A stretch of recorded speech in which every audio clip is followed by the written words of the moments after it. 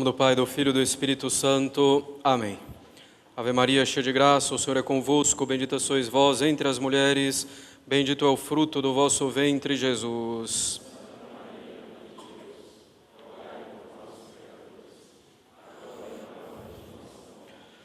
Podem sentar-se. Caros católicos, o ano litúrgico nos faz reviver praticamente toda a história da salvação. O ano litúrgico tem início com o advento, que significa a espera pela vinda de Cristo no Antigo Testamento. E nada mais natural que se conclua pelo fim do mundo, pela segunda vinda de Cristo para julgar vivos e mortos no que é chamado de juízo universal. A Igreja, com a liturgia, com o ano litúrgico, nos faz reviver os principais momentos da história da salvação. Mas não se trata, caros católicos, unicamente de uma recordação. A Igreja nos dá também a graça própria daquele acontecimento e da festa que celebra para que nos santifiquemos. Por exemplo, no Natal, festejando o nascimento do menino Jesus, a Igreja quer nos dar a graça da infância espiritual, para que nos portemos realmente como filhos de Deus e sejamos inteiramente dependentes dEle e reconheçamos essa dependência. Hoje, no último domingo do ano litúrgico, a Igreja não celebra um fato já passado, mas nos prepara para algo que ainda vai ocorrer. A Igreja nos prepara para o juízo universal. E nos preparando para o juízo universal, quer que nos preparemos efetivamente para a nossa morte, quando acontecerá o nosso juízo particular. Como sabemos, o juízo particular ocorre no instante de nossa morte e nele somos julgados por Cristo. 3 coisas podem ocorrer com nossa alma nesse momento tremendo e decisivo. O castigo com a condenação eterna ao inferno, se morremos em pecado mortal. E para isso basta um só pecado mortal. O purgatório é a segunda possibilidade. Depois do purgatório, a alma vai sempre para o céu. Vamos ao purgatório se morremos em estado de graça, sem pecado mortal, mas com pecados veniais, ou devendo ainda expiar pelos pecados já perdoados.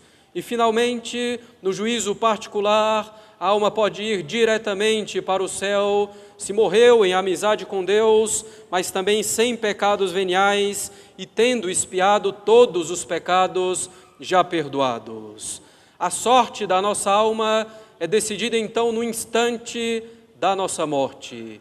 E nesse instante já não poderemos fazer mais nada, apenas nos submeter à justíssima sentença de nosso Senhor Jesus Cristo. Esse é então, caros católicos, o juízo particular que ocorrerá no instante de nossa morte. O juízo universal ou juízo final acontecerá no final do mundo, após a ressurreição dos corpos. Assim o corpo poderá receber junto com a alma a sentença que lhe cabe, já dada no juízo particular à alma.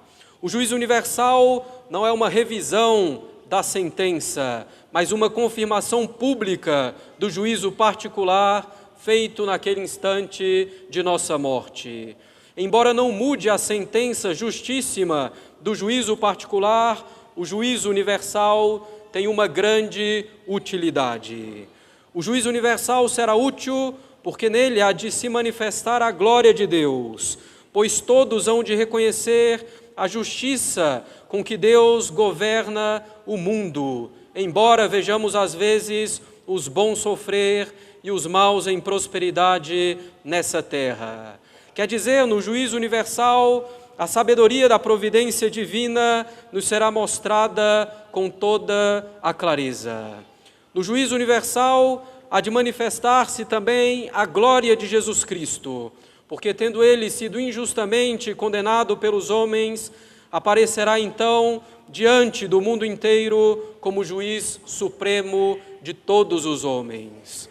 O juízo universal será útil ainda porque nele há de manifestar-se a glória dos santos, porque muitos dos santos morreram desprezados pelos maus. Eles devem, então, ser glorificados na presença de todos os homens. No juízo universal, a confusão dos maus será enorme, especialmente para aqueles que oprimiram os justos e para aqueles que, durante a vida, procuraram ser tidos falsamente por pessoas virtuosas e boas.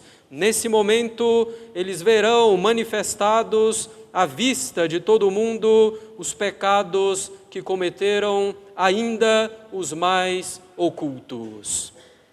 A Igreja, caros católicos, pela liturgia de hoje, quer que nos preparemos bem para o juízo universal, como dissemos. Todavia, só estaremos preparados para esse juízo se nos prepararmos antes para o juízo particular. Muitos, considerando a enorme crise de fé e de moral que temos hoje na sociedade e mesmo em muitos membros da Igreja, pensam que estamos no fim do mundo e ficam assim paralisados, esperando grandes catástrofes, esperando a realização disso ou daquilo, de 3 noites, e que é preciso estar com uma vela dentro de casa. Tudo isso é uma grande bobagem. Ficam então preocupados, esperando essas grandes catástrofes, esperando a realização disso ou daquilo, esquecendo-se muitas vezes do principal, que é a própria santificação, a própria conversão. Fazer o bem que podemos e devemos fazer aqui e agora. O que a Igreja quer é que, considerando o juízo particular e o juízo universal, possamos mudar de vida.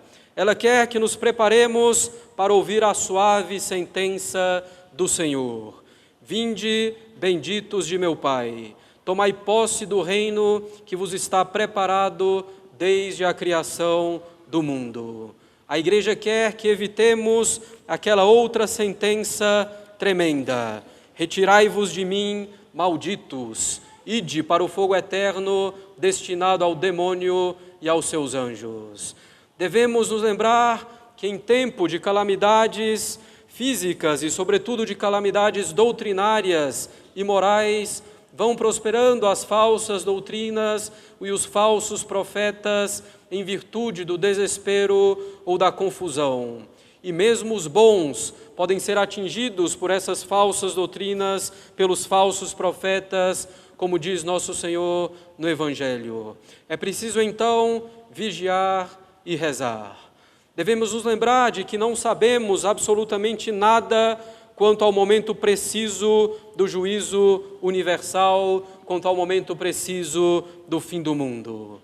Apesar dos sinais que nosso Senhor nos dá, Ele diz: vigiai, pois, porque não sabeis a que hora virá o Senhor. Por isso estáis vós preparados, porque não sabeis a que horas virá o Filho do Homem. Quantas pessoas ou supostas aparições querem determinar com precisão a data do fim do mundo ou do juízo universal, contrariando diretamente as palavras de Cristo. São falsas doutrinas e falsas profecias. Quantos falsos profetas pipocam atualmente, muitas vezes propugnando um certo conservadorismo, mas sempre eivado de desvios graves em matéria de fé, por exemplo. Não devemos, caros católicos, nos preocupar excessivamente com o juízo universal ou com o fim do mundo. Devemos nos preocupar em nos preparar bem para ele, estando sempre preparados para a nossa morte, para o nosso juízo particular, que pode vir a qualquer momento, mesmo agora.